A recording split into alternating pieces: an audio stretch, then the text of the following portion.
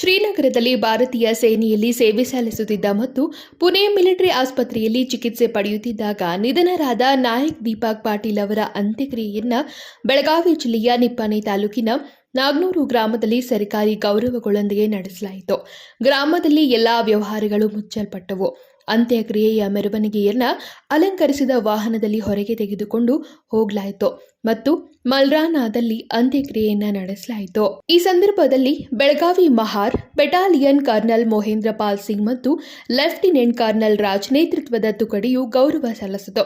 ಈ ಸಮಯದಲ್ಲಿ ತಂದೆ ಗೋವಿಂದ್ ಪಾಟೀಲ್, ತಾಯಿ ಅಕ್ಕ ತಾಯಿ, ಪತ್ನಿ ನಾಗೋಲಿ, ಮಗಳು ನಿತ್ಯ ವೀರ ಮತ್ತು ಸಹೋದರ ದಯಾನಂದ್ ಪಾಟೀಲ್ ಶವವನ್ನ ನೋಡಿ ತಮ್ಮ ಆಕ್ರೋಶ ವ್ಯಕ್ತಪಡಿಸಿ ಕಣ್ಣೀರು ಹಾಕಿದ್ರು. ಕುಟುಂಬದವರ ರೋದನ ಹೃದಯ ವಿದ್ರಾವಕವಾಗಿತ್ತು.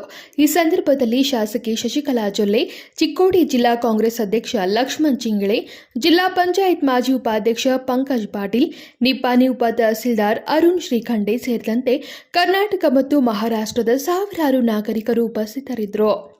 ಅಜಿತ್ ಕೋತ್, ಕೆಎಂಎಂ ಕಾಡಾ ನ್ಯೂಸ್, ಚಿಕ್ಕೋಡಿ.